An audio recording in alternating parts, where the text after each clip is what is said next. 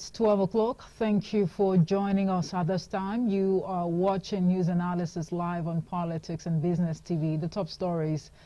Presidency says a controlled flotation of the naira to prevent further devaluation would only return Nigeria to the economic regime of former governor of the Central Bank of Nigeria, Godwin Emefiele. Nigerian Association of Road Transport Owners directs its members to withdraw their petroleum trucks from product loading activities from today, February 19, 2024. Governor of the Central Bank of Nigeria, Olayemi Cardoso, assures Nigerians of an imminent economic recovery. Details coming up shortly.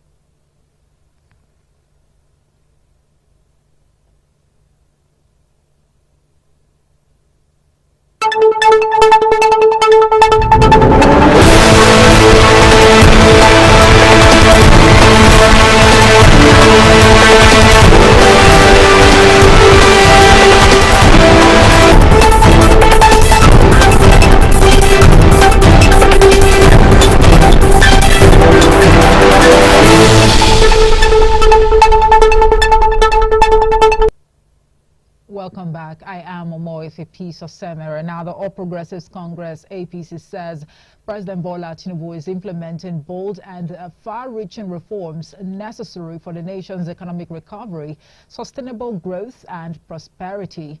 The party's National Publicity Secretary, Felix Morka, said this in a statement in Abuja while reacting to the People's Democratic Party governor's advice to Tinubu to throw in the towel in the face of the hardships experienced by Nigerians. According to him, like all citizens, governors were entitled to free speech, stressing that reckless utterances capable of inflaming passions and social upheaval must be avoided.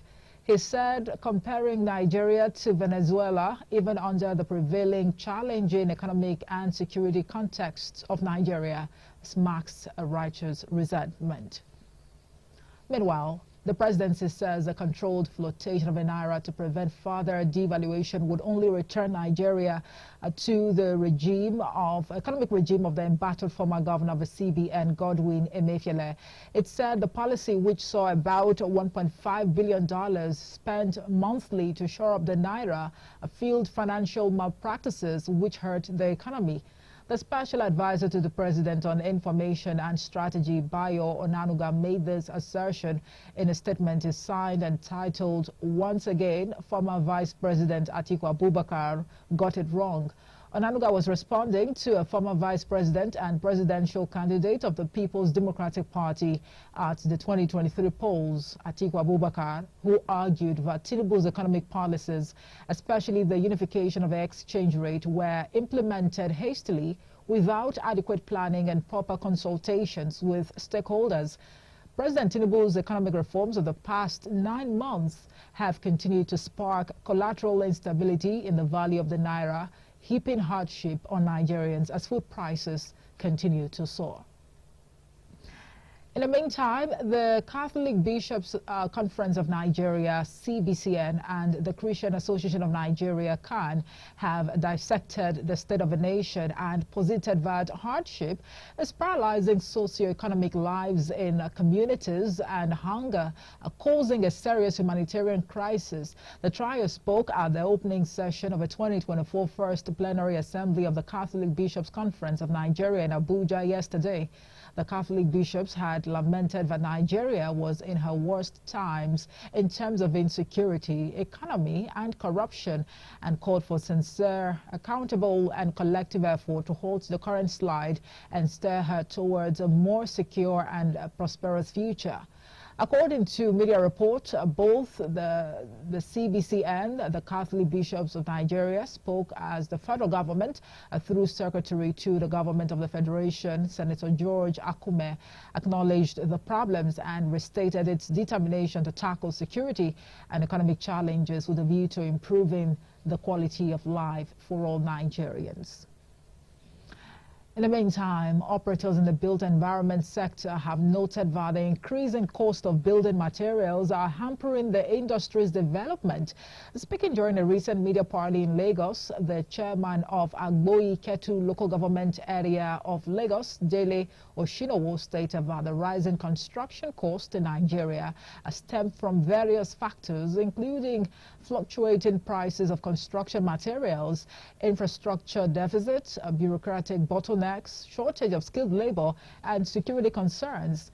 According to Oshinowo, creating a conducive environment, fostering transparency, and enhancing accountability can attract investment and drive sustainable development, ultimately reducing construction costs and facilitating growth in Nigeria's built environment. Now, the Nigerian Association of Road Transport Owners says it has directed all its members to withdraw their petroleum trucks from product loading activities from today, February the 19th, 2024. The development follows the association's request for oil marketers to review freight rates. The association had said despite the deregulation of the downstream sector, oil marketers have refused its request to review the rate. In a letter dated February the 15th of 2024 and addressed to the Nigeria Union of Petroleum and Natural Gas Workers, NUPENG, NATO said it can no longer continue with operations due to the state of the economy. The association said several efforts made to get the freight rate for their operations reviewed have had no positive results. You're watching a news analysis live on Politics and Business TV. Still to come, dollar sales by deposit money banks and other entities at the Nigeria Autonomous Foreign Exchange Market drops by $252 million to $84.1 million on Friday. Details of this and more after the break. Do join us again.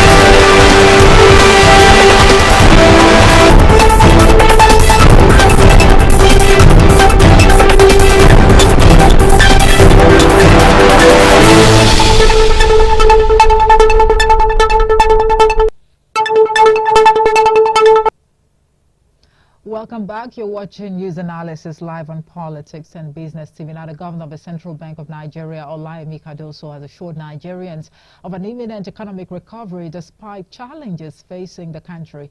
Cardoso will give the assurance at the 2024 First Plenary Assembly of the Catholic Bishops' Conference of Nigeria in Abuja. Also described his job as the second most difficult globally. He, however, expressed confidence in Nigeria's ability to overcome economic woes, stating that over the course of last week, about $1.8 billion came into the market. Addressing the need for economic diversification, Cardoso emphasized the importance of transitioning from a consumer to a producer nation, adding that the attempt to merge the official rate with the black market rate had been made. Dollar sales by deposit money banks and other entities at the Nigeria Autonomous Foreign Exchange Market dropped by $252 million to $84.1 million on Friday. This represents a 74% drop from the $331.1 million transactions recorded at the official Nigeria Autonomous Foreign Exchange Market last week, Thursday. Also, the Naira depreciated to 1,537 per dollar on Friday from 1,498 per dollar recorded at the close of trading activity on Thursday at the official market. Analysis of data obtained from FMDQ Security Exchange showed that forex turnover plunged by 74% to $84.10 million on Friday from $336.11 million on Thursday. Now, May 29th, 2023 is one date that Nigerians will remember for a very long time. Not only that, it marked the dawn of a new president, but one that has changed the lives of Nigerians with the removal of subsidy by President Bola Ahmed Tinubu during his inaugural speech. Since then, Nigerians have been grappling with high cost of living, rising inflation, hunger, insecurity, and hopelessness. Nigeria's inflation in January 2024 is 29.9% and expected to rise further. While Nigerians are grappling with the untold hardship, IMF said petrol subsidy is back, and some media platforms report that it has risen to 1 trillion naira monthly, the highest ever. Now, where do Nigerians go from here as they find themselves between the devil and the deep blue sea? These and more on News Analysis today, and I have an economist who is also the lead researcher at Politics&BusinessTV.English, Adefolarin Olamilekan, in the studios to dissect, the state of a nation and, of course, matters arising. Let's focus on fuel subsidy and the inflation rate. Adefolarin Olamilekan, good afternoon to you. Thank you so much for joining us. Good afternoon. Thanks for having me. Right. What are the structural factors that contribute to inflation in Nigeria? I'm sure when you saw the MBS report, talking about the inflation rate, were you shocked? No, not really. We expect that to happen, particularly if you talk about the structure. There are two sides to it. We have the non-monetary factors structure and non-monetary factors structure. The monetary factor structure are a result of what the CBN is doing, the monetary policy, the floating of the Naira exchange rate, also the expected, what they call the rate, talking about the interest rate that will be coming, as well as other monetary factors that the CBN will definitely bring out in terms of the rules that guide how money is circulated across the country and also in the economy. Then the other aspect that is not monetary factor issue of insecurity, issue of hoarding, where traders are hoarding food, issue of infrastructural deficit, talk about bad road, and also issue of cost of transportation, as well as issue of multiple taxation that many people will talk about, that say fueling inflation in the economy. So these are the two sides of it, the monetary factors and non-monetary factors. Although we can also see in between these two factors other factors that have to do with the social activities or attitude of Nigerians towards certain businesses and the rest. Talk about luxury items, talk about importation, and talk about some government policy that it doesn't go down as well when government initiates those policies, and it doesn't work for the economy as it goes. How has the Central Bank of Nigeria implemented monetary policies to address inflation? In the past, I think under the government Emefiele period, it deployed aggressive monetary policy. Talk about higher exchange rate in terms of the rate at we collect loan and the interest rate that you're going to pay. He introduced from 12% that he met when he came in as CBN governor.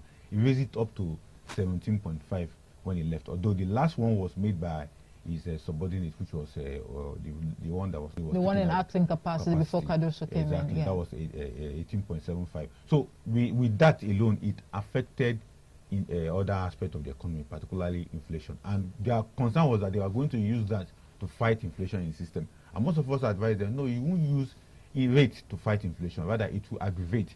Although I never blame them, because they were looking at what other global entities, other central banks across the world are doing, like the Reserve Bank of US, as well as the Bank of England, what they're also doing in terms of jacking up their rate, and also other European banks and the rest of them, and also the advice given to them by World Bank, IMF. So they were following the trend of what was happening globally, and the trend was that they should use rates to fight inflation. But in our own case, we are not able to manage it as expected, because there in other Western countries, if they increase rate, they also know how to make sure that the rates are followed thoroughly and the rates are implemented in a way that it will not affect small businesses. But in our own case, our rate is affecting businesses, and our banks are not even supporting businesses as expected.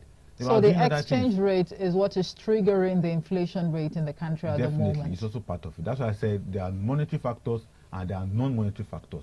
And if you look at it, even the non-monetary factors that we're talking about, I failed to mention fiscal policy. Talk about, although I mentioned multiple taxation, I also mentioned issues around what government is doing, some policy of the government that doesn't give that room for the economy to grow as expected. Okay, so automatically the inflation rate also affects the gross domestic, the GDP Definitely growth, it and also would. the consumer price index. Definitely, because at the end of the day, when you talk about inflation, you're talking about high cost of living at a particular period in time. So what resulted to that is that because production costs, expenses have increased, so they will now jack up their own price. They will jack up their unit price, they will jack up their service price, and at the end of the day, it will be transferred to end users who are the consumer of those products. And so that is the inflation that we're talking about. But as I mentioned earlier, monetary factors, physical policy factors, and non-monetary or non-physical policy factor, we can look at these psychosocial issues around individuals who are consuming luxury items. And again, the policy of the government, particularly on trade, which favor importation above local production. Now we talk about the removal of fuel subsidy. This is one policy that has sparked, a handful of reactions, from Nigerians. How has this really, triggered the inflation rate and the living standard of Nigerians? Because we are not producing the crude. We are not refining crude oil in Nigeria, and we are depending on importation of the PMS. No, because of that, the rate that these guys are importing and the rate that crude oil is also being sold in the international market, even though there are other particles in crude oil, not just PMS alone. There are kerosene, there are gas, there are diesel, and the rest of them. But because of the cost at loading and importation, I said something about fiscal policy. We talk about the taxes that government impose on those imported goods, talking about custom duties. It's also have a way of making sure that the price of those PMS goes up. And that's why you see that many people complain that, okay, why can't government review the template that importers normally put or pay when they import this product? And it's okay, NNPC is the one importing it. But NNPC will still pay tax to the government because it can't just import anything to the country without doing the necessary. The custom will collect their own, the port authority, everybody will collect. So by the time you put all this template of the price, each price of what they are charging on the price of crude oil, it will goes up, and subsidy will not really make things easy for Nigerians, because at the end of the day, we still feel it as expected.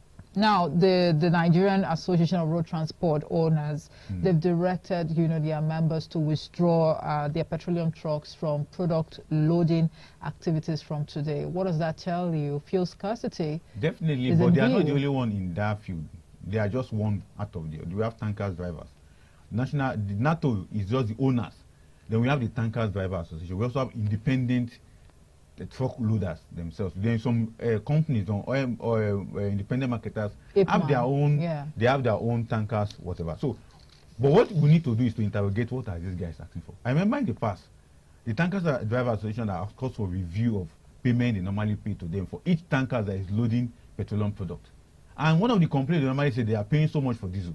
And all of a sudden, diesel, we know things have been done in the way that diesel price has been regulated to between 800 to 1,000. Why do we keep having these issues? I mean, we keep beating round circles as far as, fuel, diesel, kerosene, and gas, is concerned. For me, I don't. Why is that? It is not a tradition. Sorry to say. Definitely, but for me, I don't want to say that this could be something deliberate to increase the price of PMS.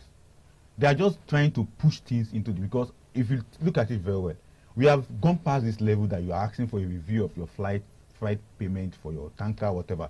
You have complained that you are paying so much for this, and they give a very good advice. They say, okay, since you guys are into the oil and gas sector, is there any way you can do exchange? Let them be providing diesel for your vehicles, and to make it easy, instead of you to pay the full money of 1,200 for a liter of diesel, you can pay 700 based on the arrangement you are making with the person you are doing the business with. You are supplying his filling station across the country, and those are the suggestions they made to them. So for me, I see it as something that they just want to play on Nigerian intelligence to fuel price increase, because they have tried every means to jack up the price of fuel from 617 that NNPC is selling to 650 to 660 that some of them are selling. They want to take it up to that 800. If you have followed this set of people, you have discovered they have been saying that since dollar is 1,200 and 1,400, that a liter of fuel should be 1,400. But some Nigerians had even, thrown their weight behind that. That even if a liter of PMS would cost 1,000 naira, as far as it is available, they do not have a problem. But the thing is, they don't understand. It's not because of the availability that is the challenge. It is the the corruption within the system, like what these guys are calling for. After we have agreed that in the past that, okay, you are transporting fuel for these guys, they are selling diesel, they have diesel in their kitty, they can give you diesel and go. That is it. But all of a sudden you are coming, and it's a branch of all the union within that sector that is calling for this. So they just want to throw, to me, they want to throw spanner in the wheel of the progress or what you have been able to achieve in terms of steady, easy supply of PMS across the country without any breach in terms of strike or whatever. If you remember, there was a time they said they want to go on strike because of bad road, and government intervened and it was settled. There was a time they came again and complained about certain things. Government intervened. There was a time before they will tell you that there is the differentiation price of 5 naira they're supposed to be paying to tankers driver. They are not paying. They are owing them 500 billion naira. And the government came in and said, we have settled all these things. So to me, it's like a plot to just cause a real challenge within the sector so that the price can go. And what they do, if they succeed by ensuring that the price goes up to like 800 naira, they will just maintain it like that. But isn't that what the IMF actually, wants at the moment? Now, the IMF is saying that, look, this administration, you need to match words with action and try to phase out, this, subsidy on fuel. And they're even literally trying to bring in electricity into the matter. And that would further impoverish, Nigerians, especially MSMEs. But at the moment, when you hear, talks like that from the IMF, and then the federal government is insisting that we've already removed fuel subsidy. Because they have done... Why the contradiction in the first place? No, there is no contradiction there. It's just that some of us are here to understand the issue around what is subsidy themselves. Across the world, subsidy is being given to every citizen by the government.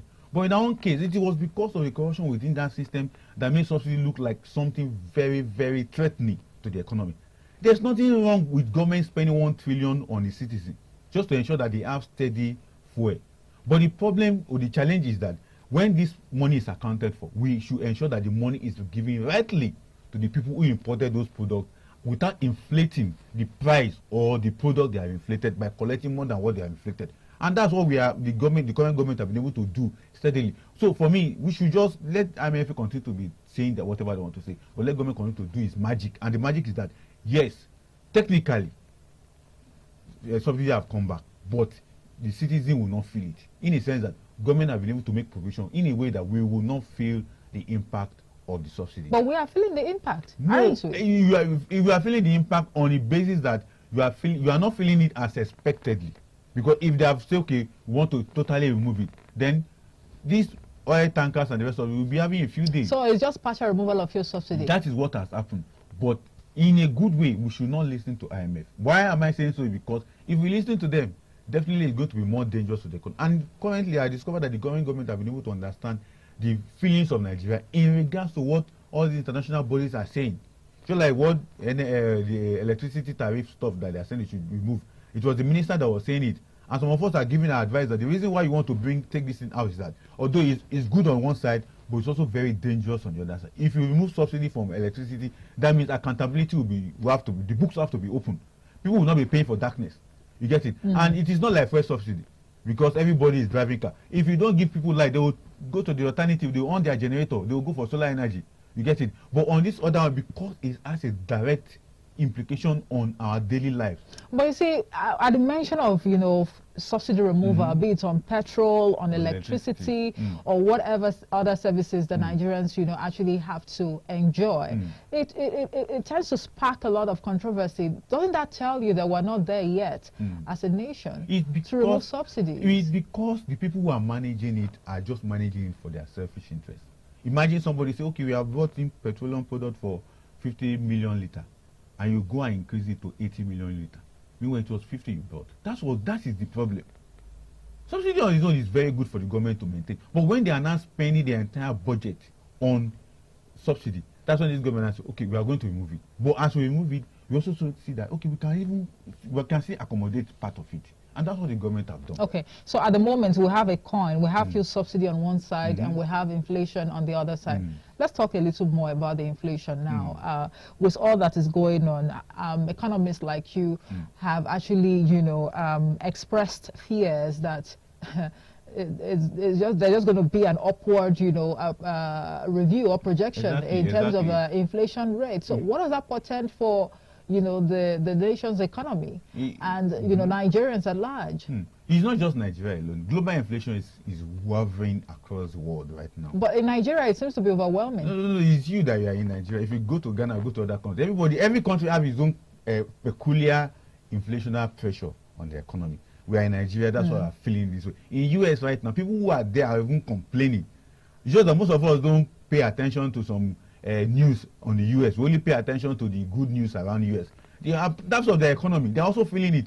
Just recently, there is a cut in budget for the US economy, and it's going to have a very devastating effect on not just the US economy, but on the global humanitarian sector, because US supports the global humanitarian sector, and you know it's also part of the economic growth. But in terms of inflation pressure in Nigeria, because we are tied to the international economic transition and transmission of goods and services in terms of their prices, we definitely have to feel it. And we feel that one because we are import-dependent nation. That is on one side. Then the other side, which is based on our local economy, we also have government policy that is not addressing the economy in terms of ensuring that the economy have a better footing. Talk about infrastructure. Electricity is not there 24 hours. You can't get it. There is bad roads. There's multiple taxation.